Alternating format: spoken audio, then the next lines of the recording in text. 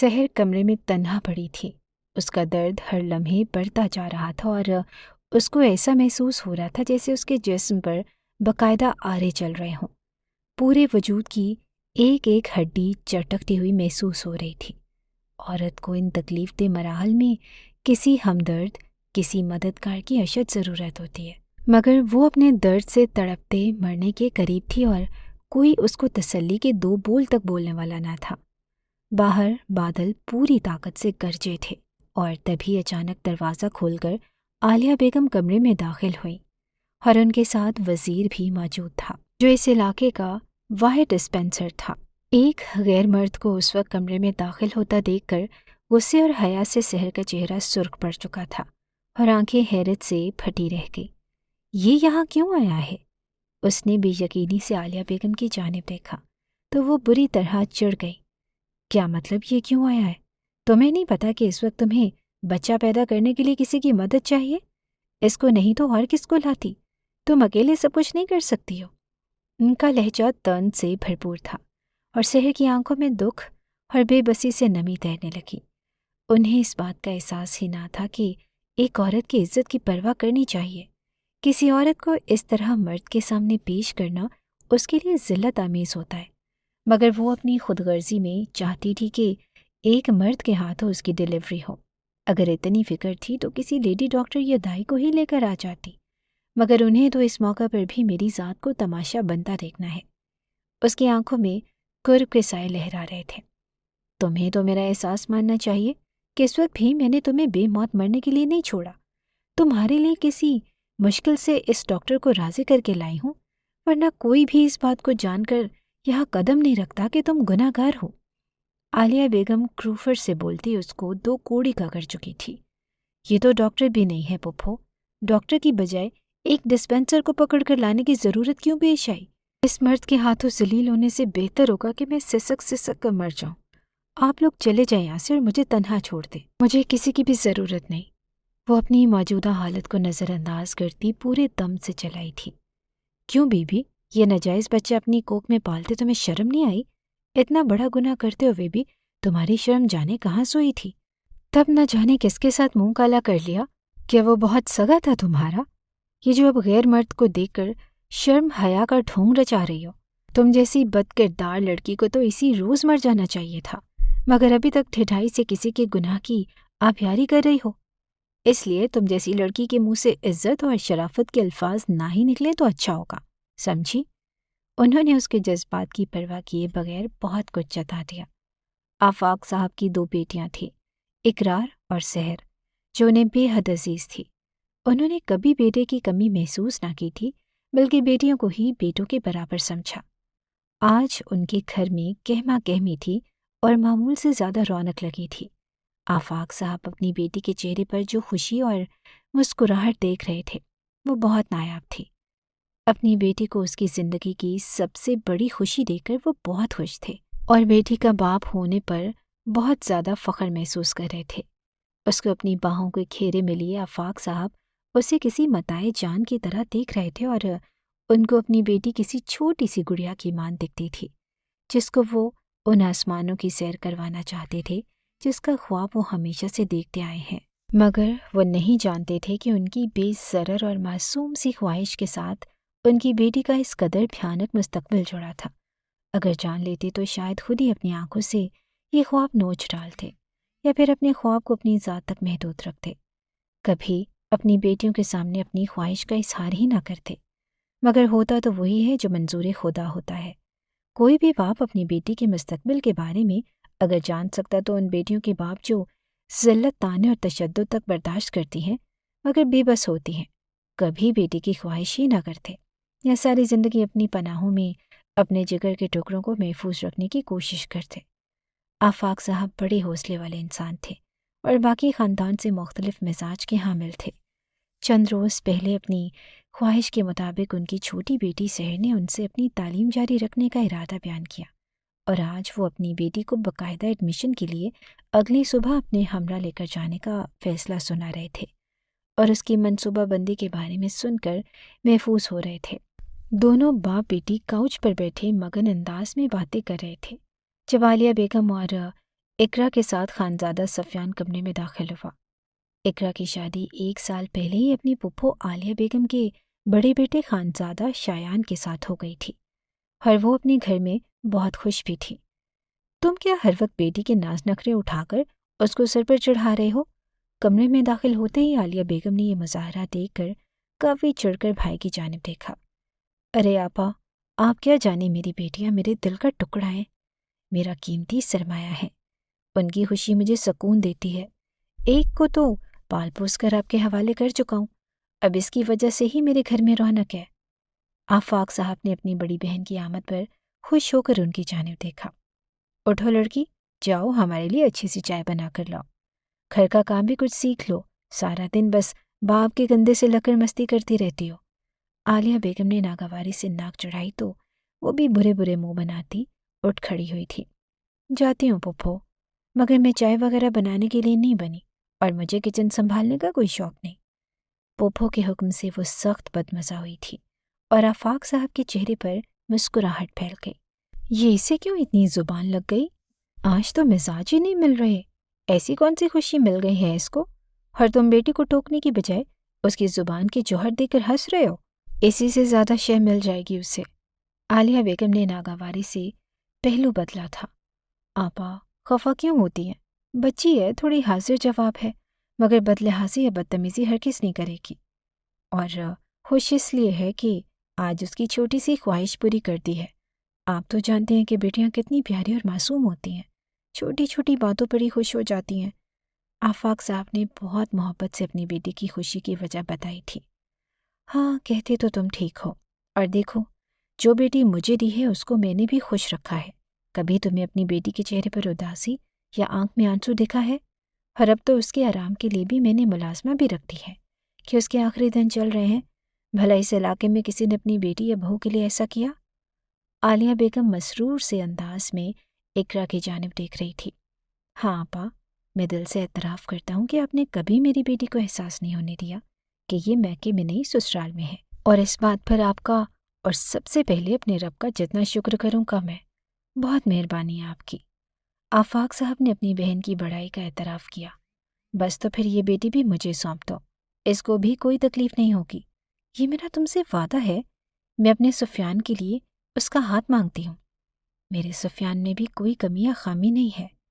عالیہ بیگم کی بات پر آفاق صاحب کے مسکراتے لب سمٹ گئے، جبکہ خانزادہ سفیان جو وہیں پر موجود تھا اور ساری گفتگو خاموشی سے سن رہا تھا، دل سے اس رشتے پر خوش تھا۔ وہ بھی اپنے ماموں کی لاڈلی شہزادی کو بے حد چاہتا تھا۔ اس سے پہلے کہ آفاق صاحب کوئی جواب دیتے، سحر چائے لیے کمرے میں داخل ہوئی اور پھپھو کے رشتے والی بات سن کر خود ہی بول اٹھی۔ پھپھو، مجھے اپنی تعلیم مکمل کرنا ہے اور آپ میری شادی کی بات کر رہی ہیں۔ اس کا لہجہ ناراضگی والا تھا۔ ہاں تو تم کیوں نخرہ کر رہی ہو؟ اتنا خوبصورت گھبرو جوان بیٹا ہے میرا، اور تمہیں کیا چاہیے؟ عالیہ بیگم نثار ہوتی نگاہوں سے بیٹے کی جانب دیکھنے لگی۔ مجھے نہیں چاہیے آپ کا یہ خوبصورت گھبرو جوان، اس کو اپنے پاس ہی رکھیں، وہ باقاعدہ پھپھو کی نقل کرتے ہوئے بولی، اور آفاق صاحب سے ہنسی ضبط کرنا مشکل ہو رہا تھا۔ اچھا تم جاؤ بیٹا، میں بات کر رہا ہوں، اس طرح بڑوں کے سامنے ہر بات پر جواب نہیں دیتے۔ ان کا انداز نرمی کے ساتھ تنبیہ لیے ہوئے تھا۔ سحر خاموشی سے سر چھٹک کر کمرے سے باہر چلی گئی، اور کمرے میں موجود اقرا بھی تیزی سے اس کے پیچھے باہر کی جانب لپکی۔ یہ تم کس انداز میں پھپھو سے بات کر رہی تھی؟ تمہیں بڑوں سے بات کرنے کی تمیز نہیں ہے؟ شادی تو تمہاری ہو کر رہے گی، اور وہ بھی میرے دیور کے ساتھ، سنا تم نے؟ اپنے کمرے کی جانب جاتی سحر کو بازو سے پکڑ کر جھنجھوڑتے ہوئے اقرا اسے گھور رہی تھی۔ کیوں؟ میں نے کون سی بدتمیزی کر دی ہے؟ اپنا جواب خود ہی صاف الفاظ میں ان کے سامنے رکھ دیا، اور یہ میرا حق ہے، تم کیوں اتنی بگڑ رہی ہو؟ تم نے اپنی پسند سے شادی کر لی ہے تو تم ہی ان کے سامنے اللہ کی گائے بن کر سر جھکاؤ، میں کیوں بلا وجہ کی سعادت مندی دکھاؤں؟ سحر کو بھی اس حمایت پر غصہ آنے لگا۔ کیوں؟ سفیان میں کیا برائی ہے؟ اتنا اچھا تو ہے۔ اقرا بھی جیسے کھوج میں پڑ گئی تھی۔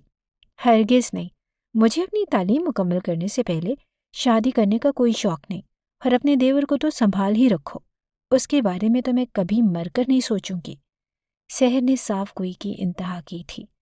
بے وقوف لڑکی، وہ تمہیں بہت پسند کرتا ہے، تم سے بات کرنا چاہتا ہے، ایک بار مل تو لو۔ اقرا نے بہن کی کمکلی پر ماتم کیا۔ مجھے جب رشتہ نہیں کرنا تو بات سن کر کیا کروں گی؟ اس بات کو قبول کر لو اور اس گھر میں تم خوش رہو۔ میرے بس کی نہیں ہے یہ لوگ۔ سحر نے ناک سے مکھی اڑائی۔ ایک بار اس کی بات سن لو، پتہ تو چلے کہ کیا کہنا چاہتا ہے۔ ہو سکتا ہے کہ تمہارا ارادہ بدل جائے۔ اقرا نے ملنے پر زور دیا تھا۔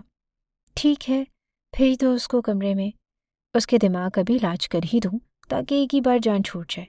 سحر بڑبڑاتے ہوئے اپنے کمرے میں چلی گئی اور اقرا اس کے ارادوں سے بے خبر خانزادہ سفیان کو اس کے کمرے میں جانے کا اشارہ کرتی مسکرا رہی تھی۔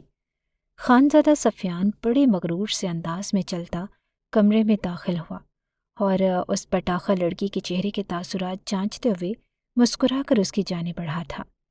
تم نے سن تو لیا ہی ہے کہ آج ہم کس ارادے سے یہاں پر آئے ہیں، اور مجھے پورا یقین ہے کہ اقرا بھابھی نے تمہیں میری خواہش سے بھی آگاہ کر دیا ہوگا، اور دل سے تمہیں بھی کوئی اعتراض نہیں۔ بس تم جان کر اپنی ویلیو بڑھانے کو نخرے کر رہی ہو، اور یہ بات میں جانتا ہوں۔ وہ بلا کا خوش فہم تھا۔ جی نہیں، تم کون سے چاند کے رہنے والے ہو کہ میں دل سے راضی ہو جاؤں گی؟ مجھے تم سے کوئی لینا دینا نہیں۔ میں نے وہی کہا جو دل سے چاہتی ہوں۔ یہ بات اپنی عقل میں بٹھا لو اور پپھو کو بھی بتا دو۔ وہ لاپرواہی سے کندھے اچکا گئی تھی، مگر خانزادہ سفیان نے اس کی باتوں کا کوئی اثر نہ لیا اور بے باک انداز میں اس کے قریب ہوتا اس کے گرد بازو پھیلا گیا۔ جانتی ہو تمہاری ہر ادا مجھے بہت پسند ہے۔ اس کی بات اور انداز پر سحر کا خون کھول اٹھا، ہر بنا سوچے سمجھے اس نے نہ صرف اس کے بازو جھٹک کر خود سے دور کیا تھا، بلکہ پلٹ کر اس کے چہرے پر سوردار تھپڑ رسید کر دیا۔ اب سمجھ آیا میں کس قدر سنجیدہ ہوں؟ چلے جاؤ اب یہاں سے، اور دوبارہ میرے ساتھ یہ چھچھوری حرکتیں کرنے کی جرت مت کرنا۔ وہ شہادت کی انگلی اٹھا کر وارن کرنے والے انداز میں بولی، اور اچانک تھپڑ پڑنے پر حیرت اور غصے سے مٹھیاں بھینچتے ہوئے خانزادہ سفیان کی آنکھوں میں خون اتر آیا۔ ایک جھٹکے سے پلٹ کر کمرے سے باہر چلا گیا۔ بابا آپ کو دیر کیوں ہو گئی ہے؟ سب خیریت ہے؟ کالج کے دروازے پر انتظار کرتی سحر نے آفاق صاحب کو کال کر کے پوچھا۔ سحر بیٹا، میری طبیعت زیادہ خراب ہو رہی ہے، بستر سے اٹھ نہیں پا رہا۔ تم ایسا کرو کہ کسی ٹیکسی ڈرائیور سے میری بات کرواؤ اور اس کے ساتھ گھر چلی آؤ۔ آفاق صاحب نے نہ پہنچنے کی وجہ بتاتے ہوئے حل بھی بتا دیا۔ آپ پریشان مت ہوں بابا، میں خود ہی گھر آ جاؤں گی۔ سحر نے تسلی دیتے ہوئے کال اٹینڈ کی اور روڈ پر آتی جاتی گاڑیوں کے سامنے ہاتھ لہرایا۔ چند منٹ ہی ایک ٹیکسی ڈرائیور جو کافی بڑی عمر کا تھا اور اکیلی لڑکی دے کر خود ہی چلایا، اس سے کال پر آفاق صاحب کی بات کروائی۔ جی صاحب، فکر مت کریں، میں آپ کی بیٹی کو بحفاظت گھر پہنچا دوں گا۔ آپ مجھے ایڈریس تفصیل سے سمجھا دیں۔ وہ ڈرائیور خاصا شریف معلوم ہوتا تھا، اور اس سے بات کر کے آفاق صاحب کی پریشانی بھی قدرے کم ہوئی۔ جب سے سحر کا داخلہ ہوا تھا، آفاق صاحب اس کو کالج چھوڑنے اور واپس گھر لانے کا کام خود ہی کرتے تھے، کسی اور پر ان کو تسلی نہ ہوتی۔ مگر آج بدقسمتی سے وہ اس کو لینے نہیں آ سکے تو پریشان ہو رہے تھے۔ ٹیکسی ڈرائیور مطلوبہ پتے پر پوری توجہ سے ڈرائیو کر رہا تھا اور کافی آگے جا کر اس نے بیک ویو مرر سے سحر کی جانب نگاہ کی تھی۔ بیٹا، کیا آپ کا پہلے بھی کوئی پیچھا کرتا رہا ہے؟ کیا کوئی مسئلہ چل رہا ہے آپ کے ساتھ؟ ڈرائیور کے چہرے پر پریشانی صاف ظاہر ہو رہی تھی۔ نہیں، ایسا تو کوئی مسئلہ نہیں ہے۔ سحر کی آنکھوں میں حیرت تھی۔ پھر یہ سیاہ گاڑیاں مسلسل ہمارا پیچھا کیوں کر رہی ہیں اور رکنے کا اشارہ بھی کر رہی ہیں؟ ڈرائیور نے سائیڈ مرر کی جانب اشارہ کیا، اور سحر نے جب سر گھما کر دیکھا تو واقعی دو بڑی بڑی گاڑیاں ان کے پیچھے ہی موجود تھیں۔ آپ سپیڈ بڑھا دیں اور ہرگز گاڑی کو بریک مت لگائیے گا۔ اس نے سیل فون بیگ سے نکالا، مگر موبائل فون کی بیٹری بھی ڈیڈ تھی، اور اس سے پہلے کہ سحر کوئی حل تلاش کرتی، ایک گاڑی نے تیزی سے اوورٹیک کیا اور کچھ دور جا کر دونوں گاڑیوں کے گھیرے میں ٹیکسی کو روک لیا۔ اور لمحوں کی بات تھی کہ سحر کو اغوا کر لیا گیا۔ ابھی تک میری سحر گھر کیوں نہیں پہنچی؟ اتنی دیر ہو گئی ہے اور میرا دل بہت گھبرا رہا ہے۔ خدا کرے سب خیریت ہو۔ آفاق صاحب کی پریشانی لمحہ با لمحہ بڑھتی جا رہی تھی۔ کچھ نہیں ہوگا آفاق صاحب، اکثر اس وقت رش زیادہ ہونے کی وجہ سے دیر ہو جاتی ہے۔ آپ فکر کیوں کرتے ہیں؟ آپ کی پہلے ہی طبیعت ٹھیک نہیں ہے۔ ان کی اہلیہ فاطمہ سرمد انہیں دلاسا دے رہی تھی، مگر اندر ہی اندر اپنا بھی پریشانی سے دل بیٹھا جا رہا تھا۔ دوپہر سے شام ہوئی اور پھر شام سے رات ہونے لگی، مگر سحر کی کوئی خبر نہ تھی۔ آفاق صاحب یہ غم برداشت نہیں کر پا رہے تھے۔ انہیں رہ رہ کر یہی بات ستا رہی تھی، کاش میں اس کو لینے کے لیے خود جاتا یا پھر شایان کو ہی کہہ دیتا تو یہ وقت نہ دیکھنا پڑتا، مگر اب پچھتانے سے کیا ہونے والا تھا؟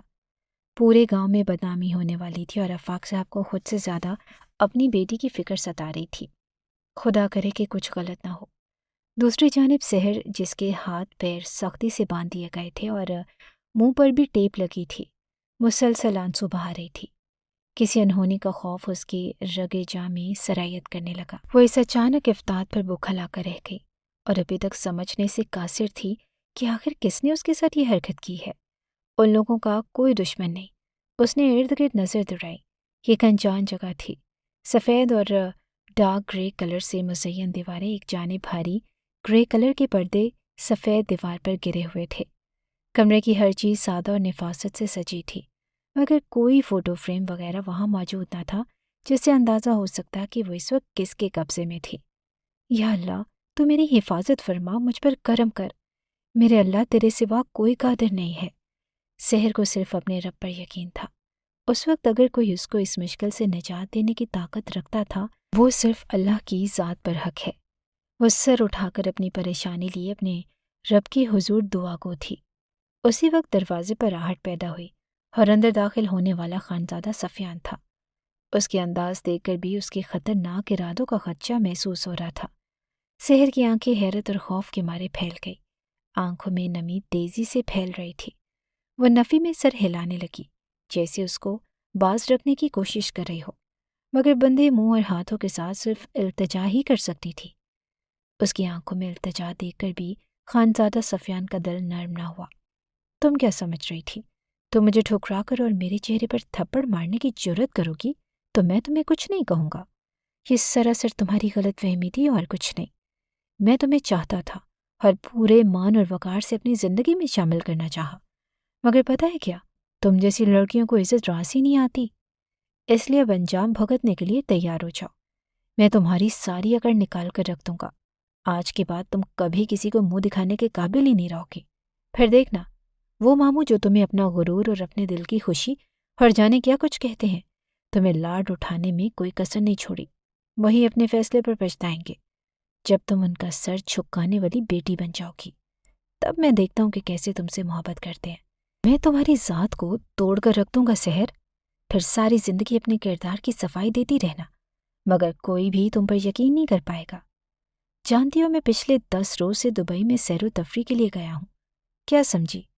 خانزادہ سفیان انسان سے مکمل طور پر درندے کا روپ دھار چکا تھا۔ سحر کی بے بسی، اس کا رونا دھونا اس کی درندگی بڑھا رہا تھا۔ مگر نہیں، مجھے تمہیں اپنی قید میں رکھنا چاہیے عمر بھر۔ اگر ایسے ہی جانے دیا تو کہیں کوئی فرشتہ تم پر مہربان ہو کر تمہیں اپنانے کے لیے تیار نہ ہو جائے، جبکہ میں چاہتا ہوں کہ تم ساری زندگی سسک سسک کر گزار دو۔ اس کے لیے نکاح کرنا بہت ضروری ہے۔ میں تمہاری وجہ سے اس حد تک چلا گیا ہوں، مگر زانی نہیں بن سکتا۔ ہاں، یہی بہتر ہے کہ ہم ابھی نکاح کریں گے۔ ہر بات سنو، زیادہ ہوشیاری دکھانے کی کوشش ہرگز مت کرنا۔ میں کسی سے نہیں ڈرتا۔ اپنی عزت گنوانا چاہتی ہو تو بڑے شوق سے تمہاری یہ خواہش پوری کر دوں گا۔ اگر واقعی شریف ہو تو فرما بردار بن کر میرے فیصلے پر سر جھکا دو گی۔ خانزادہ سفیان نے خود ہی اپنے بڑھتے قدموں کو روک لیا۔ سحر کے جبڑے اپنی آہنی گرفت میں لے کر اس کو دھمکی دی تھی اور وہ واقعی اس نکاح کے لیے ہتھیار ڈالنے پر مجبور ہو گئی، اور پھر خانزادہ نے واقعی اپنی درندگی سے اس کے جسم اور روح دونوں کو رون ڈالا تھا۔ فجر کی اذان کے وقت سحر لٹی پٹی سر جھکا کر اپنے گھر میں داخل ہوئی تو اس کو دیکھ کر آفاق صاحب پوری طرح سے زمین پر گر گئے۔ پھپھو اور ان کی فیملی بھی وہیں پر موجود تھی۔ وہ چاہتی تو بہت تھی کہ اپنے کم عقل بھائی کو کھری کھری سنا ڈالیں، مگر ان کے چہرے کا رنگ خطرناک حد تک سفید پڑ چکا تھا۔ ایک ہی رات میں صدیوں کے بیمار اور بوڑھے لگ رہے تھے۔ بیٹی کی رسوائی ان کو جیتے جی مار گئی تھی، اور اپنے چھوٹے بھائی کی یہ حالت دیکھ کر عالیہ بیگم کے کلیجے پر ہاتھ پڑا تھا۔ آپا، میں نے اپنی بیٹی کو مضبوط بنانا چاہا تھا، اس کو دنیا سے لڑنا سکھا رہا تھا، باغی تو نہیں بنا رہا تھا اور نہ کسی کو تکلیف دی تھی۔ پھر میری بیٹی کے ساتھ یہ سب کیوں ہو گیا؟ میں اپنی بیٹی کی حفاظت نہیں کر پایا۔ میں کیسا باپ ہوں، اور میں نے خود ہی اپنی بیٹی کو رسوا ہونے کے لیے بھیج دیا۔ मैं क्या करूं अब? मुझे चैन नहीं मिल रहा। हो सके तो मुझे माफ़ कर देना और मेरी बेटी का ख्याल रखना आपा। मुझे आपसे पूरी उम्मीद है आप मेरी बेटी को संभाल लेंगी और उसकी हिफाजत करेंगी। आफाक साहब जिंदगी की आखिरी सांसें ले रहे थे और मुसलसल अपनी बेटी की तकलीफ और मुस्तकबिल के हवाले से परेशान थे। आलिया बेगम अपने भाई की दरख्वास्त पर बिल्कुल खामोश होकर रह गई। वो अपने भाई को आखिरी सांसें लेते देख रही थी, मगर मजबूर थी। झूठ या गलत बयानी से काम नहीं ले सकती थी। वो अच्छी तरह जानती थी कि उनकी ये बात उनका बेटा नहीं मानेगा, इसलिए वो कोई वादा करने की हिम्मत नहीं कर पा रही थी। आफाक साहब भीगी आंखों में उम्मीद लिए दम तोड़ चुके थे और सहर के लबों पर कुफल पड़ चुका था। उस बेरहमी से उसको वजह बनाकर उसके बाबा को इस कदर तकलीफ दी गई कि मौत तो बरहक है, मगर उस मौत का सबब बनने वाली उसकी ज़ात थी।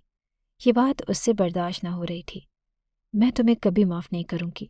तुमने मुझे रुस्वा ही नहीं किया बल्कि यतीम भी कर दिया है। इस कदर खुदगर्ज इंसान मैंने अपनी पूरी ज़िंदगी में नहीं देखा। खुदा करे कि तुम्हें कभी सुकून नसीब ना हो। वो दिल में खानज़ादा सफियान से मुखातिब थी और ना चाहते हुए भी बद्दुआ दे चुकी थी। आफाक साहब की मौत से घर में कोहराम मच चुका था। हर कोई उसको मलामती निगाहों से देख रहा था, जो खुद भी अपनी बिखरी ज़ात को समेटने की नाकाम कोशिश कर रही थी। उसके दर्द का दरमा बनने की किसी ने कोई कोशिश न की, बल्कि किसी ने भी उससे पूछना भी गवारा न किया कि वो किस कदर अजियत सह चुकी है। गुस्ल के बाद जब मैयत को उठाया जाने लगा, शहर के दिल में बेचैनी बेहद हो चुकी थी और कब से वो खामोश बैठी इर्द गिर्द वालों को रोता देखती। शहर बाबा से हमेशा के लिए जुदा होने का गम सह न पाई और धाड़े मार मार कर रोने लगी। वो बहुत बेताबी से अपने बाबा को जाता देख रही थी और चिल्ला चिल्ला कर उन्हें पुकार रही थी, बाबा मुझे छोड़कर मत जाएं, मैं किसको अपना दर्द सुनाऊंगी? मुझे आपसे बेहतर कोई नहीं समझ सकता बाबा, प्लीज़ मुझे अकेला मत करें, मैं आपके बगैर नहीं जी पाऊंगी। वो मुसलसल बैन करती वहाँ मौजूद अपने पराए सबको दोहरे गम में मुब्तला कर रही थी। हर कोई उसकी तकलीफ पर अफसरदा था, मगर उसके अल्फाज की असल हकीकत सिर्फ चंद लोग ही जानते थे और ये भी जानते थे कि वो सब किस कदर बुज़दिल और कमज़ोर हैं। आफाक साहब का जनाजा हो जाने के बाद सब लोग अपने घरों को वापस लौट गए और यही वो वक्त था जब फातिमा सरमद खून ख्वार निगाहों से शहर को घूर रही थी। तुम कैसी बेटी हो? अपने बाप का सहारा बनना चाहती थी और मैंने समझाया था कि सहारा बनने के लिए आला तालीम की बजाय बाइज्जत तरीके से रुखसत हो जाना चाहिए। इज्जतदार बाप के लिए उससे बड़ा फ़ख्र कोई नहीं होता कि उसकी बेटी खैर खैरियत से अपने घर वाली हो गई है, मगर नहीं, तुम्हें तो मजबूत बनना था, कुछ कर दिखाने का शौक था। हर वाकई तुमने कर दिखाया। देखो पूरे घर को उजाड़ कर रख दिया। अपने बाबा की मौत की जिम्मेदार बन गई हो और हमेशा के लिए मुझे दूसरों के सवालों का जवाब देने पड़ेंगे। सबकी मशकूक निगाहों को बर्दाश्त करना पड़ेगा। फातिमा सरमद जो पहले ही उसकी तालीम जारी रखने के हक में न थी, अब उस सान्हे पर हवास बागता होकर रह गई। एक तरफ बेवकी का गम, दूसरी जानिब जवान बेटी की वजह से बदनामी का खौफ उनको बुलाई दे रहा था। फातिमा, मेरे ख्याल में इसको मैं अपने साथ हवेली ले जाती हूँ। इसकी हालत देखकर किसी को शक ना हो जाए और तुम भी खुद को संभालो। इस वक्त जज्बात में आकर कोई गलती ना कर बैठना, नुकसान भी हमारा होगा और अभी सबको यही लगता है कि बाप की जुदाई ने उसका ये हाल कर दिया है। हिम्मत रखो और उसकी फ़िक्र मत करना, मैं जहाँ तक हो सका उसका ख्याल रखूँगी। वैसे भी अभी सफियान बाहर गया हुआ है तो कोई मसला नहीं होगा। उसकी वापसी के बाद देखते हैं कि आगे क्या हो सकता है। कहो तो इकरा को यहाँ अपने पास रोक लो ताकि तुम भी अकेली ना हो। आलिया बेगम आखिर को कैसे अपने खून को इस वक्त में तन्हा कर सकती थी। पहले ही वो अपने भाई के सामने खामोशी इख्तियार करके बहुत शर्मिंदा थी। बहन का दिल अपने भाई के लिए इतना ही हसास होता है और फिर शहर से भी उनकी कोई दुश्मनी तो हरगिज़ ना थी कि उसको परेशान होता देखती रहती। नहीं आपा, ये मुनासिब नहीं होगा। इस तरह ज़्यादा मशकूक हो जाएंगे, दोनों को ले जाएं तो मैं ये बहाना कर सकती हूँ कि गहरे सदमे में थी बहन और पुप्पो साथ ले गए हैं ताकि थोड़ा जहन बदल जाए। घर में पड़ी हर वक्त अपने बाबा के लिए रोती रहती थी। फातिमा सरमद ने आलिया बेगम को अपने ख्याल से आगाह किया था और उनकी आंखों में ताईद देखकर मजीद गोया हुई, आपा हमें माफ़ कर दें। इस बेटी की वजह से आपको हमने मायूस किया और आज इसी के लिए आप हमारा सहारा बनने के लिए तैयार हैं। सच कहा है किसी ने, मुश्किल वक्त में अपने ही काम आते हैं। आपका यह एहसान सारी ज़िंदगी नहीं भूलूंगी। فاطمہ سرمد اپنے کیے پر ملال کر رہی تھی۔ کیسی باتیں کر رہی ہو فاطمہ؟ یہ میرا اپنا خون ہے، میرے بھائی کی اولاد ہے، اس کو میں نہیں سنبھالوں گی تو اور کون سنبھالے گا؟ اور یہ سب ہمارا فرض ہے، اس میں احسان کی کوئی بات نہیں۔ عالیہ بیگم نے اعلیٰ ظرفی کا مظاہرہ کیا تھا۔ سحر ان کے چلے جانے کے بعد بھی خاموش سی آنسو بہانے میں مصروف تھی۔ اس کے علاوہ اس کی زندگی میں کسی چیز کی گنجائش باقی نہ رہی۔ دیر تک روتے رہنے کے بعد وہ بے دردی سے سسکیوں کا گلا کھونٹ کر اپنے کالج بیگ کو تلاش کرنے لگی۔ تھوڑی دیر میں وہ گوہر مقصود کو ڈھونڈ چکی تھی۔ حسرت سے ایک ایک کتاب کو دیکھتی وہ ایک بار پھر پھوٹ پھوٹ کر رو رہی تھی۔ ان کتابوں کے ساتھ اس کے اور اس کے بابا کے کتنے خواب جڑے تھے، مگر چند ماہ تک ان کتابوں کو استعمال کرنا ہی شاید اس کا مقدر تھا۔ اگر وہ جان لیتی کہ انکار کی صورت خانزادہ سفیان کی پیش قدمی کو روکنے کے لیے تھپڑ مارنا اس قدر مہنگا پڑ سکتا ہے، تو شاید وہ ہمیشہ کے لیے اس بد فطرت شخص کے ساتھ سمجھوتا کرنے کو تیار ہو جاتی۔ مگر کسے پتا ہوتا ہے کہ کب نصیب کون سا رخ لے اور آپ کی زندگی یک لخت بدل کر رہ جائے۔ وہ کتابوں کو پھاڑنے لگی تو جیسے پورا وجود ایک بار کو لرز کر رہ گیا۔ اپنے خوابوں کو اپنے ہی ہاتھوں کچل کر رکھ دے، ایسا حوصلہ کسی انسان میں نہیں ہوتا۔ کانچ پر ننگے پاؤں چلنے کے مترادف یہ تکلیف بہت کم لوگ ہی برداشت کرتے ہیں، اور سحر تو مجبور تھی، اپنی خوشی سے وہ ایسا ہرگز نہ کرتی۔ جذبات پر قابو پاتے ہوئے اس نے ایک ایک کر کے تمام کتابیں اور پھر دوسری چیزیں ضائع کر کے ڈسٹ بن میں پھینک دی، اور قرب سے آنکھیں میچ کر بستر پر دراز ہو گئی۔ وہ خود کو اس تلخ حقیقت سے روشناس کروانا چاہتی تھی جس قرب سے وہ گزر رہی تھی، مگر دل اس تکلیف پر درد سے کرلا رہا تھا۔ بابا دیکھیں، آپ کی بیٹی کے ساتھ اس کے اپنے ہی گھر میں کیسا سلوک ہو رہا ہے۔ آپ کی رونق کو اس کے گھر سے نکالا جا رہا ہے، اور بدقسمت بیٹی کچھ کرنے کی طاقت نہیں رکھتی۔ آپ کی سحر جیتے جی مر چکی ہے بابا، اب تو زندہ لاش ہے جو جلدی سانسوں تک دنیا کے سامنے موجود ہے۔ روح تو کب کا ساتھ چھوڑ گئی بابا، آپ ہوتے تو میرے ساتھ یہ سلوک کبھی نہ ہوتا دیکھتے۔ آپ کی خود غرض بھانجے نے میرے ارمانوں کا کیسے خون کیا ہے۔ دیکھے بابا، اس نے سحر کو جان بوجھ کر کانٹوں پر گھسیٹ دیا۔ بابا، میں کیسے اتنے سخت حالات کا سامنا کروں گی؟ ہر مشکل وقت آپ کے سہارے بنا محسوس کیے گزر جاتے تھے، مگر اب میں تپتے صحرا میں ننگے پیر بالکل تنہا ہوں۔ گرم ہوا کے تھپڑوں نے مجھے جھلسا کر رکھ دیا ہے بابا۔ آپ کے بغیر جینا بہت دشوار ہو رہا ہے۔ میری تکلیف کو سمجھنے والا کوئی بھی نہیں ہے۔ میرے آنسو پوچھنے اور حوصلہ دینے کی بجائے مجھے مزید تکلیف سے دوچار کر رہے ہیں سب۔ بابا، مجھے بچا لے۔ سحر کو لگ رہا تھا کہ درد کے باعث اس کا دل پھٹ جائے گا، اور 3 روز کے بعد سحر پپھو کے ہمراہ ان کی حویلی چلی گئی۔ کہا تھا نا سفیان کی قدر کرو، مگر تم نے اپنے پیروں پر خود ہی کلہاڑی مار لی۔ حاصل کیا ہوا رسوائی، پچھتاوا اور اب بدنامی سے بچنے کے لیے ایسی درد کی محتاج ہو گئی ہو۔ افسوس تم پر کہیں کی نہیں رہی۔ اقرا اس کی حالت پر نخوت سے سر چھٹکتی کمرے سے باہر نکل گئی تھی، مگر عالیہ بیگم نے اپنی زبان کا بھرم رکھا۔ اس کو ایک کمرہ دیا گیا جہاں وہ اپنی مرضی سے رہتی تھی۔ اس کے کھانے پینے اور آرام کا بھی خیال رکھا جاتا، اور سامنا ہونے پر انہوں نے سخت الفاظ استعمال کرنے کی کوشش کبھی نہ کی۔ چند روز میں خانزادہ سفیان واپس حویلی لوٹ آیا تھا، اور آفاق صاحب کے بارے میں جان کر ایک پل کے لیے تھم سا گیا، مگر پھر سر چھٹک کر مطمئن سا ہو گیا۔ وہ اس وقت خود غرضی کی انتہاؤں پر تھا، اس کو کسی بھی بات کی پرواہ نہ تھی۔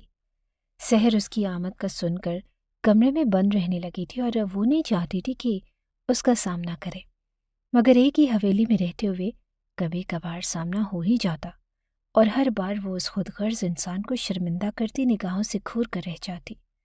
اور خانزادہ سفیان بلا کا ڈھیر تھا کہ اس کی بے بسی پر مسکرا کر اپنے گھنے بالوں کو سہلانے لگتا، اور وہ اس حرکت پر خون کی گھونٹ بھر کر رہ جاتی۔ ایک روز طبیعت خرابی کے باعث نٹھال سی پڑی تھی۔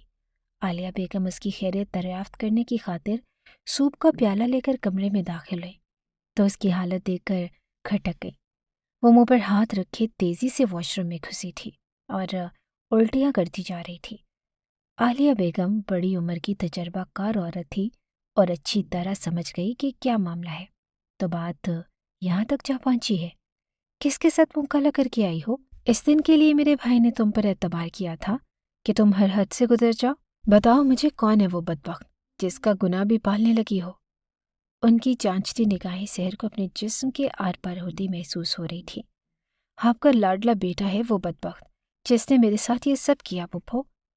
सहर ने आज दिल के हाथों मजबूर होकर सफियान की हकीकत आलिया बेगम के सामने रखी कि अब मजीद जिल्लत बर्दाश्त नहीं कर पा रही थी, मगर नतीजा उसकी सोच के बिल्कुल बरअक्स था। क्या कहा तुमने? मेरा सफियान, जिसने इज्जत से रिश्ता भेजा था, मगर तुमने इनकार कर दिया, है ना? आज ये गुनाह मेरे बेटे के सर डालकर पाक साफ होना चाहती हो? जिसके साथ गई थी ना उस रोज, वो तो अब अपना गुनाह तस्लीम नहीं कर रहा होगा, तो तुमने सोचा कि मेरा बेटा फारिग है, उस पर इल्ज़ाम लगाकर उसकी ज़िंदगी में शामिल हो जाओ, यानी सांप भी मर जाए और लाठी भी ना टूटे। खबरदार जो दोबारा अपने मुंह से मेरे बेटे का नाम भी लिया तो। आलिया बेगम गुस्से से आग बबूला हो रही थी। मैं सच कह रही हूँ पुप्पो, अगर मुझ पर यकीन नहीं तो अपनी इस आवारा बेटे से पूछ लें, अगर मर्द हुआ तो सब कुछ सच बता देगा। सहर के हल्के में आंसुओं का गोला सा अटक गया, मगर उसके लफ्ज़ आवारा ने पुप्पो के तन बदन में आग लगा दी। उन्होंने आओ देखा न था, थप्पड़ मार मार कर सहर का चेहरा बिगाड़ कर रख दिया और फिर बालों को मुट्ठी में जकड़ते हुए घुर्राई थी। मैंने तुम्हें रुस्वा होने से बचाया, तुम्हें अपनी पनाह में रखा। तुम्हारी ज़ात पर मेरा ये एहसान कम था कि मेरे बेटे को फंसाकर सारी जिंदगी यहीं पर पड़े रहने की तैयारी करने लगी। कितनी खुदगर्ज लड़की हो तुम।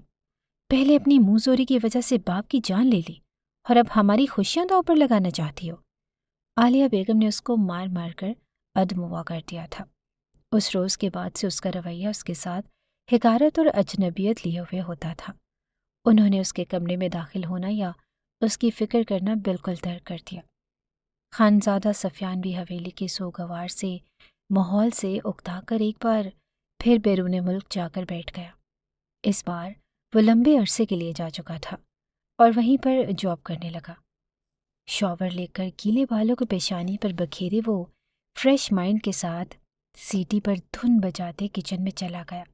मगन से अंदाज में 2-3 स्लाइस ब्रेड गर्म किए, गर्म दूध का गिलास, शहद और जैम ट्रे में सलीके से रखे और पाइनएप्पल कटिंग करके ट्रे लेकर सिटिंग एरिया में चला आया था।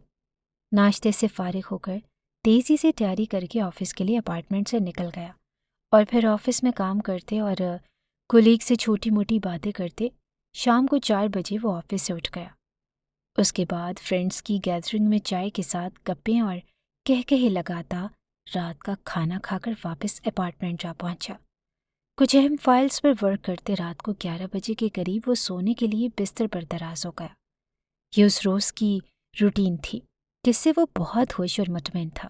न कोई फिक्र, न पाबंदी और न ख़ानदान और न ख़ानदान के उसूल। वो हर चीज़ से बहुत दूर था। आलिया बेगम ने कई बार उसको कुछ दिन के लिए वापस बुलाना चाहा तो वो साफ टाल जाता था। बिज़ी होता हूँ मामा, ऑफिस का वर्क बहुत होता है, मैं अभी नहीं आ सकता। हर वो खामोश होकर रह जाती। कैसे कहती कि तुम्हारे बगैर सभी उदास हो गए हैं, जब वो खुद किसी की परवाह नहीं करता था, मौज मस्ती में ज़िंदगी गुजार रहा था। उसके लहजे का इत्मीनान और उसकी बेपनाह खुशी का पता देती थी, और कुछ उसकी मौजूदगी जो उन्होंने खुद ही अपने सर पर थोप ली। पहले कुछ वक्त के लिए, मगर फिर उसकी हामला होने के बाद फारिग होने तक वो एक एक लम्हा गिनकर गुजार रही थी ताकि उसको जल्द से जल्द अपनी हवेली से चलता करे। मगर जब किसी चीज़ का बेसब्री से इंतज़ार किया जा रहा हो तो फिर वक्त सदियों की मान तवील लगने लगता है। आलिया बेगम भी बहुत शिद्दत से इस आफत के टल जाने की मुंतज़िर थी, सो ज़्यादा इसरार न करती थी और वह इस आज़ादी पर खुशी से झूम कर रह जाता था। ऐसे ही एक रोज़ एक बहुत अच्छा दोस्त उसके पास अपार्टमेंट में मौजूद था। खानज़ादा सफियान अपने ऑफिस के किसी काम में मसरूफ़ था और वो दोस्त वक्त गुजारी के लिए चैनल सर्चिंग कर रहा था कि एक न्यूज़ चैनल पर रुककर अपने मुल्क के हालात जानने को चंद पल रुका, जहाँ एक एंकर किसी लड़की से कुरेद कर सवाल किए जा रही थी कि किसने तुम्हारे साथ ज़्यादती की है और घर वालों का रवैया तुम्हारे साथ कैसा है। और वो बुरी तरह रोते हुए अपनी ज़ात के बेमोल किए जाने पर उस रोज़ के बाद से मुआशरे में हर एक की नागवार बातें और तंज़ अंदाज को बर्दाश्त कर रही थी, जिसमें उसके सगे माँ बाप भी शामिल थे। جو پہلے اس کے ناز نخرے اٹھاتے، اس لڑکی کی بے بسی اور درد بھری داستان سن کر وہ دوست شہریار بھی افسردہ ہو گیا۔ یار یہ مرد اتنا خود غرض اور بے حس کیوں ہوتا ہے؟ کمزور اور بے بس عورت کے ساتھ زبردستی کر کے خود کو مرد سمجھ بیٹھتا ہے، اور بیچاری عورت، لوگ ہمدردی کے نام پر بھی اس کے زخموں کو کریدتے ہیں اور اس کو ذلیل کیا جاتا ہے۔ ایسے مرد دنیا کے سامنے عزت دار بنے گھومتے ہیں۔ میں سمجھتا ہوں کہ وہ مرد تو کیا انسان کہلانے کے بھی لائق نہیں۔ اگر گناہ کر بیٹھے ہو تو ایک مسلمان اور انسان ہونے کی حیثیت سے اپنے گناہ کو تسلیم تو کرو۔ بہترین حل ہے کہ کفارہ ادا کرو، مگر نہیں، اس کو کوئی شرمندہ بھی نہیں کرتا، نہ خود اس کو شرم آتی ہے، اور جس کے ساتھ پہلے بھی زیادتی ہو چکی ہے وہ معاشرے کا سامنا کرتی ہے۔ سخت نفرت ہے یار مجھے ایسے درندہ سفٹ مرد سے۔ پتہ نہیں انسان گناہوں میں غرق ہو کر یہ کیوں بھول جاتے ہیں کہ روزے محشر اللہ کے سامنے کس منہ سے پیش ہوں گے، اللہ کے غضب سے کیسے بچ سکتے ہیں۔ اللہ ہر کسی کو عقل اور ایمان عطا فرمائے، آمین۔ شہریار اپنی دھن میں بولتا جا رہا تھا، یہ جانے بغیر کہ اس کے پہلو میں موجود بہترین دوست بھی اس کی باتوں کی زد میں آ چکا تھا۔ خانزادہ سفیان کا پورا وجود پتھر کا ہو کر رہ گیا، اور وہ تو بہت گھٹیا انسان ثابت ہوا جس نے اپنے ہی گھر پر نقب لگائی۔ اس کی وجہ سے سحر در بدر ہو کر رہ گئی۔ سب اس کو بد کردار سمجھ رہے تھے، اور اس کی نگاہوں میں بے بسی دیکھ کر بھی وہ کیسے مزے سے گھوم رہا تھا، اپنی زندگی کو پورے دل سے انجوائے کر رہا تھا، جبکہ اس کی وجہ سے ایک سحر نہیں بلکہ اس کا پورا گھر اجڑ کر رہ گیا۔ وہ کیسے کہہ سکتا تھا کہ سحر سے محبت کرتا ہے؟ اس نے اپنی انا اور نفرت میں اپنی محبت کو تو بالکل فراموش کر دیا تھا، یا پھر وہ محبت تھی ہی نہیں جو وہ سحر کے لیے محسوس کرتا تھا۔ قریبی رشتوں کا احترام بھی بھول بیٹھا۔ آج خود احتسابی میں مبتلا جب وہ پلٹ کر دیکھنے لگا تو ماضی میں ہر غلطی اپنی تھی۔ کسی نے اس کے ساتھ برا نہیں کیا، مگر اس نے ہر ایک کے ساتھ برا سلوک کیا۔ جانے انجانے میں اپنی عزیز ترین ہستی اپنی ماں کے دکھ کا سبب بھی بن گیا۔ اب جو وہ جان جائیں تو کیا کبھی اس کو معافی ملے گی؟ اس کے چہرے کا رنگ پھیکا پڑ چکا تھا اور آنکھوں میں نمی تیرنے لگی۔ ایک جھٹکے سے اٹھا اور خود کو بیڈ روم میں بند کر لیا۔ وہ نہیں چاہتا تھا کہ شہریار کو اس کی حقیقت کا اندازہ ہو سکے۔ آج خود پر آن پڑی تو بزدل بن چکا تھا۔ ہائے وحشت، یہ کیا کر بیٹھا ہوں میں نے تو نفرت کی آگ میں خود کو ہی جھونک دیا۔ میرا پورا وجود اس آگ کی لپیٹ میں ہے اور مدد کے لیے کسی کو پکار بھی نہیں سکتا۔ یا اللہ مجھے معاف کر دے، مجھے اپنی غلطیوں کا اعتراف کرنے اور ازالہ کرنے کا حوصلہ عطا فرما۔ یا رب میں بہت کمزور ہوں، بہت خود غرض ہوں، اور مجھے سب کا سامنا کرنے کی ہمت دے۔ میرے مولا میری مدد فرما۔ وہ دروازے سے لگ کر زمین پر بیٹھ چکا تھا اور پھوٹ پھوٹ کر رو رہا تھا۔ اس بات سے بے خبر کہ شہریار نے اس کا اس طرح بنا کچھ بتائے اٹھ جانا محسوس کیا تھا، اور کتنی ہی دیر تک دروازہ بجاتا رہا تاکہ جان سکے کہ کیا مسئلہ ہے، مگر جواب نہ پا کر خاموش ہو گیا اور اس کے باہر نکلنے کا منتظر تھا۔ اس روز رات گئے تک خانزادہ سفیان نے اپنی کوتاہیوں کو پرکھا تھا، اور ایک عزم کے ساتھ اگلی صبح وہ بھی ایک بالکل الگ انسان کے طور پر کمرے سے باہر نکلا۔ شہریار کو ابھی تک وہیں پر موجود پا کر اس نے حویلی سے ایک میسج ملنے پر پریشان ہونے کا بہانہ کیا اور اپنا راز خود تک محدود کر لیا۔ درد کی شدت سے بحال ہوتی سحر عالیہ بیگم کے سنگین الزامات برداشت نہیں کر پا رہی تھی، جو مسلسل اس کی کردار کشی کرتی اس کو شرم دلانے کی کوشش کر رہی تھی، مگر وہ ہمت سے سارا وقت گزار چکی تھی۔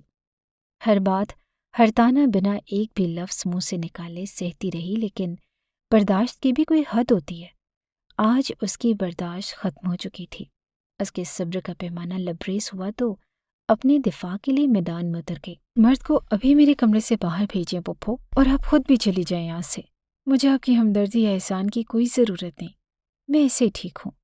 میری فکر مت کریں، بڑی سخت جان ہوں میں، ابھی تک زندہ ہوں، اور اب مزید کیا بچا ہے جو سہنا بھی مشکل ہو۔ وہ آخری جملے منہ سے بول رہی تھی۔ بات سنو لڑکی، کیوں میرے گلے کوئی نئی مصیبت ڈالنا چاہتی ہو؟ کہیں مر مرا گئی تو بلا وجہ لوگ مجھے باتیں سنائیں گے۔ اپنی نام نہاد غیرت ایک طرف رکھو، اور مجھ سے جو ہو سکا میں نے کر دیا، اس سے زیادہ میں کچھ نہیں کر سکتی۔ عالیہ بیگم سنگ دلی کی انتہا کر چکی تھی۔ پپھو کچھ تو لحاظ کریں، مجھے میری ہی نظر میں مت گرائیں کہ میں کبھی سر اٹھانے کے قابل ہی نہ رہوں۔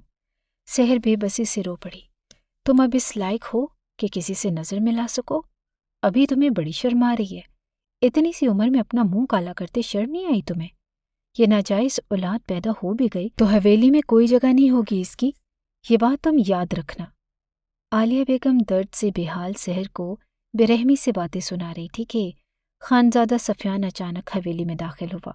اس کے کانوں میں سحر کی چیخوں کی آواز پڑی تو تیزی سے اس کے کمرے میں پہنچا۔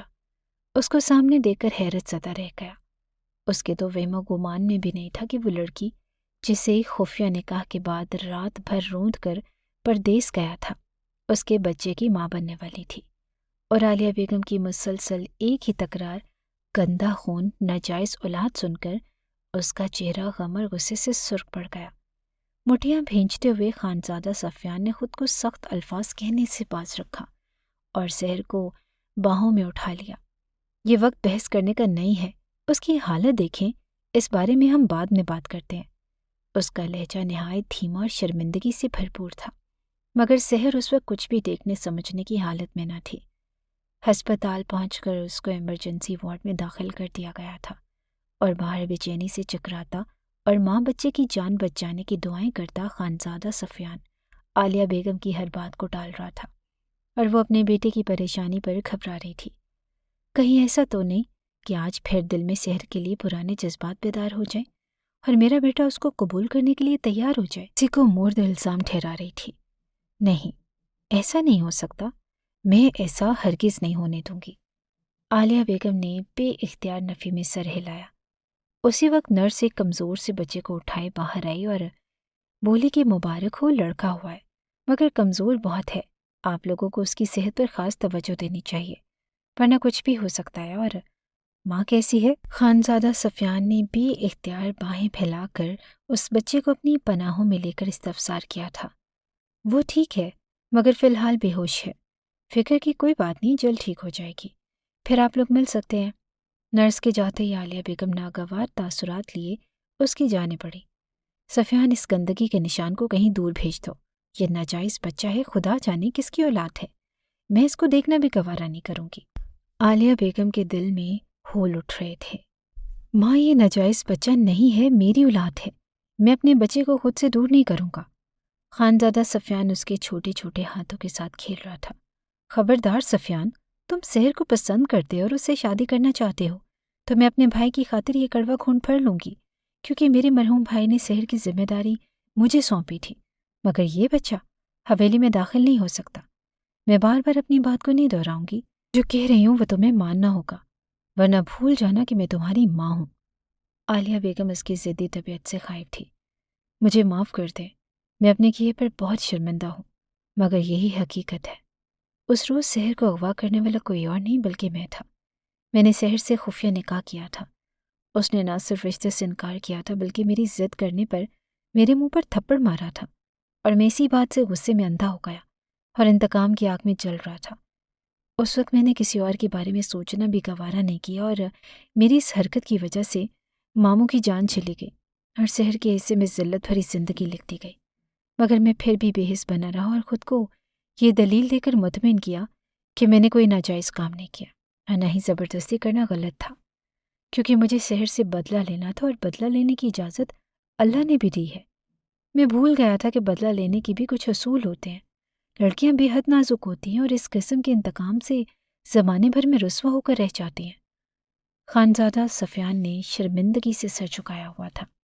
نہیں، تم غلط کہہ رہے ہو، مجھے راضی کرنے کے لیے تم من گھڑت کہانی سنا رہے ہو، ایسا کچھ نہیں ہے۔ اس وقت تو تم پاکستان میں تھے ہی نہیں، تو پھر یہ سب تم کیسے کر سکتے ہو؟ میرے ساتھ جھوٹ مت بولو، میں تمہاری کسی بات پہ یقین نہیں کروں گی۔ بہتر ہوگا کہ تم اس بچے کو کسی ملازم کو دے دو یا کسی غریب بے اولاد جوڑے کو دے دو، تمہیں زیادہ ہمدردی دکھانے کی قطعی ضرورت نہیں ہے۔ عالیہ بیگم سفیان کی ضد پر بپھر چکی تھی۔ آپ کو میری بات پر یقین کرنا ہوگا ماما، یہ بھلے بہت تلخ ہے مگر یہی حقیقت ہے۔ آپ چاہیں تو میں آپ کو نکاح نامے کی کاپی بھی دکھا سکتا ہوں، اور یہ جدید دور ہے، چاہیں تو اس بچے کے ٹیسٹ سے بھی یہ ثابت ہو سکتا ہے کہ یہ میری اولاد ہے۔ میں نے بہت بڑا گناہ کیا ہے، سحر کی چھوٹی سی غلطی کو اپنے سر پر سوار کر لیا اور ماموں جان کے بارے میں بھی نہیں سوچا۔ میں اپنے کیے پر بہت زیادہ شرمندہ ہوں اور اپنی غلطی کا ازالہ کرنا چاہتا ہوں۔ خدا کے واسطے مجھے اس سب سے مت روکیں، ورنہ میں خود کو کبھی معاف نہیں کر پاؤں گا۔ خانزادہ سفیان کی آنکھوں میں اور لہجے میں سچائی محسوس کر کے عالیہ بیگم بالکل خاموش ہو کر رہ گئی۔ سحر، مجھے معاف کر دو، میں تمہارا گناہ گار ہوں اور میں بھٹک گیا تھا۔ تمہاری ذلت اور بدنامی کا باعث میں بنا ہوں، مگر تم فکر مت کرو، میں خود اپنے گناہوں کا سب کے سامنے اعتراف کرنے کو تیار ہوں اور تمہیں دل سے اپنانا چاہتا ہوں۔ پلیز اپنے لیے نہ صحیح مگر اپنے بچے کے لیے تم میرا ساتھ دو۔ سحر کے ہوش میں آتے ہی خانزادہ سفیان اس کے پاس گیا اور اپنی غلطیوں کی معافی مانگ رہا تھا۔ سحر نے مکمل خاموشی اختیار کی ہوئی تھی اور کسی بھی بات کا جواب دینے کی بجائے نظر اٹھا کر اس کی جانب دیکھا تو خانزادہ سفیان کو اس کی نگاہوں میں شکایت ہی شکایت دکھی تھی۔ ہو سکے تو مجھے معاف کر دینا، میں وعدہ کرتا ہوں کہ تمہیں کبھی کوئی تکلیف نہیں ہونے دوں گا۔ میں تسلیم کرتا ہوں کہ میں ایک کم صرف اور بزدل مرد تھا، سب سے چھپ کر تم سے انتقام لیا اور بعد میں بھی خاموشی سے تمہاری نظروں سے بچنے کے لیے یہاں سے دور جا کر بیٹھ گیا۔ میری وجہ سے تمہارا اتنا بڑا نقصان ہو گیا، مگر بعد میں سب گھر والوں نے تمہیں بدکردار کہا اور میں خاموشی سے یہ سب کچھ سنتا رہا۔ میں پورے خاندان کے سامنے یہ اعتراف کرنے کو تیار ہوں کہ بدکردار تم نہیں تھی، تمہارا کردار تو بہت اعلیٰ ہے۔ بدکردار اور بدفطر تو دراصل میں تھا۔ سحر نے ابھی خاموش رہنے پر اکتفا کیا اور اس کی خاموشی خانزادہ سفیان کو مزید شرمندہ کر رہی تھی۔ کچھ روز کے بعد خانزادہ سفیان نے پورے خاندان کو حیران کر کے رکھ دیا۔ اس نے نکاح نامے کی کاپی اور اس نکاح کے گواہوں کی موجودگی میں پورے خاندان کے سامنے یہ اعتراف کیا کہ اس نے سحر سے زبردستی نکاح کیا تھا اور پھر اس کو اپنانے کے بجائے گھر سے بھاگ گیا، مگر اب ایک مرد بن کر سب کا سامنا کرنے کو تیار ہے اور اپنے بچے کو ناجائز کہلوانے کا رودار نہیں ہے۔ فاطمہ بیگم، اقرا اور شایان کے ساتھ عالیہ بیگم بھی اس کے اعتراف پر بری طرح شرمندہ تھی، جنہوں نے سحر کی کسی بات پر یقین نہ کیا۔ اس کی بے ضرر ضد کرنے کی عادت کو خود سری اور منہ زوری کا نام دے کر سب نے اسی کو قصوروار ٹھہرایا اور ہر وقت اس کو ملامتی نگاہوں کا سامنا کرنا پڑا۔ بے قصور ہوتے ہوئے سب کی سخت باتیں سنی مگر برداشت سے کام لیا۔ سحر، میری بیٹی، مجھے معاف کر دو۔ تم نے مجھ سے جب یہ کہا کہ میرے بیٹے نے تمہارے ساتھ یہ سب کچھ کیا ہے تو میں تمہاری بات کا یقین نہیں کر پائی تھی، کیونکہ مجھے اپنے بیٹے پر اندھا اعتماد تھا، مگر تم پر میں یقین نہیں کرتی تھی۔ کچھ تمہاری بے جا لاڈ اٹھوانے کی عادت اور کچھ اپنے بیٹے کو رد کیے جانے پر میں شاید تمہاری طرف سے اپنا دل صاف نہیں کر پائی تھی، مگر تم بہت عظیم ہو۔ تم نے ثابت کر دیا ہے کہ تم میرے بھائی کی بہت پیاری بیٹی ہو۔ تم نے اپنے بابا کا سر فخر سے بلند کر دیا ہے۔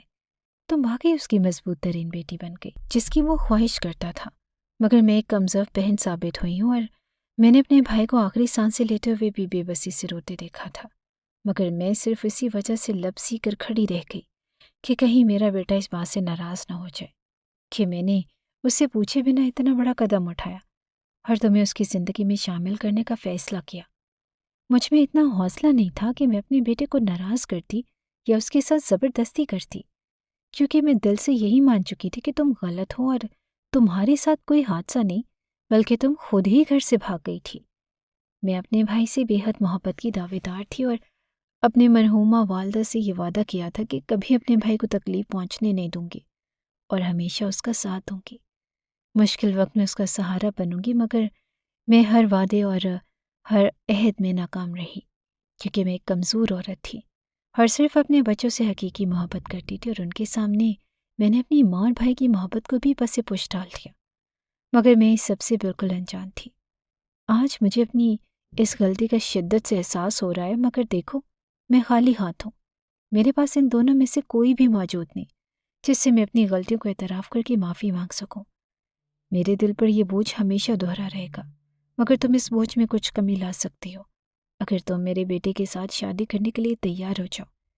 میں اپنی حویلی میں تمہارے اور تمہارے بیٹے کا دل سے خیر مقدم کرتی ہوں، ہو سکے تو مجھے معاف کر دینا، شاید کہ پھر میں اپنے بھائی اور اپنی ماں کے سامنے سرخ رو ہو جاؤں۔ عالیہ بیگم نے آگے بڑھ کر سحر سے اپنی گزشتہ رویوں کی معافی مانگتے ہوئے اپنے بیٹے کے حق میں سفارش بھی کرتی تھی اور اپنی شرمندگی کا بھی اعتراف کیا۔ سحر نے اعلیٰ ظرفی کا مظاہرہ کرتے ہوئے خاموشی سے سر جھکا دیا اور اپنی پھپھو سے کوئی گلہ نہ کیا۔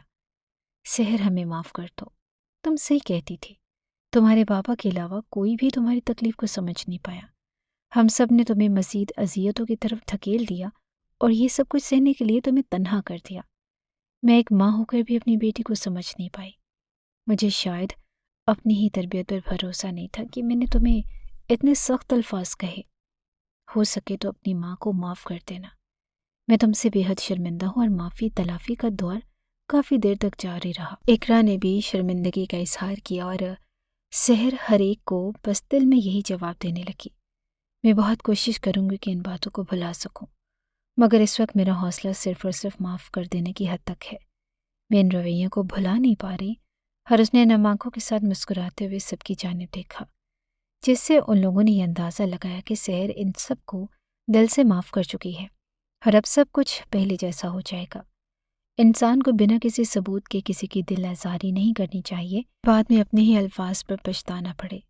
یہ حقیقت تھی کہ سحر نے ان سب کو معاف کر دیا تھا، مگر زبان کے زخم تلوار سے بھی گہرے ہوتے ہیں جو شاید کبھی مندمل نہ ہو پائیں، اور اس بات کا احساس وہاں پر موجود کسی بھی شخص کو نہ تھا سوائے خانزادہ سفیان کے۔ وہ سحر کی آنکھوں میں قرب بخوبی دیکھ سکتا تھا، اور اسی تقریب میں باقاعدہ طور پر دوبارہ سے نکاح کیا گیا، اور سحر نے خاموشی سے صرف اپنی اولاد کی خاطر اس سنگین فیصلے کو برداشت کیا تھا۔ اگر حالات نارمل ہوتے تو شاید وہ کبھی خانزادہ سفیان کی ہمراہی قبول نہ کرتی۔ سحر کی کالج سے چھٹی ہو چکی تھی اور وہ خانزادہ سفیان کا انتظار کرتے ہوئے یہ بات سوچ رہی تھی کہ اس نے اپنا کہا سرچ کر دکھایا۔ اعلیٰ صرفی کا مظاہرہ کرتے ہوئے سب کے سامنے اپنے گناہ کا اعتراف کر لینا بھی بہت بڑی بات ہوتی ہے۔ اس پر مزید یہ کہ نکاح کے بعد اس نے سحر سے وعدہ کیا تھا کہ تم بھلے مجھے ساری زندگی معاف نہ کرو، مگر مجھے اپنی ہر مشکل میں، ہر پریشانی میں اور اپنی ہر خواہش کی تکمیل کے لیے اپنے ساتھ ہی موجود پاؤ گی۔ ماموں جان کی زندگی اتنی تھی، مگر ان کی موت کے وقت ذہنی اذیت کا سبب بننے والا میں تھا، اور اس بات پر میں کبھی خود کو معاف نہیں کر پاؤں گا، مگر ان کی اور تمہاری خواہشات کو پورا کر کے میں اپنی غلطیوں کا تھوڑا صحیح ازالہ کرنا چاہتا ہوں۔ اور پھر سب کی پرزور مخالفت کے باوجود خانزادہ سفیان نے سحر کو مزید تعلیم جاری رکھنے کی اجازت دے دی، اور آفاق صاحب کی طرح اس کو پک اینڈ ڈراپ بھی خود ہی فراہم کیا تھا۔ اگر کبھی کسی وجہ سے وہ کالج پہنچنے سے لیٹ ہو جاتا تو شایان کو کال کر کے کالج جانے کا کہتا، مگر کبھی اس نے وہ غلطی کرنا مناسب نہ سمجھا جو آفاق صاحب نے کی تھی۔ اگر آفاق صاحب مجبوری میں شایان یا خود سفیان پر بھروسہ کرتے تو یہ دن کبھی نہیں آتا۔ کبھی کبھار مشکل وقت میں آپ کو اپنوں کی مدد لے لینی چاہیے، اور خانزادہ سفیان اس اصول کو اپنے ذاتی تجربے سے سمجھ چکا تھا اور اس پر سختی سے کاربند تھا۔ آج وہ چند منٹ لیٹ ہو چکا تھا، تیزی سے ڈرائیو کرتے ہوئے مسلسل یہی باتیں سوچ رہا تھا۔ کالج پہنچ کر گاڑی سے نکلا تو سحر کو اپنی جانب نرم انداز میں مسکراتے ہوئے پایا۔ آج شاید 5 سال کے بعد وہ سحر کو دوبارہ اس کی اصل روپ میں لانے میں کامیاب ہو گیا تھا۔ شاید کہ اب وہ خانزادہ سفیان کو معاف کر دے اور اپنی زندگی کو مطمئن انداز میں گزار سکے۔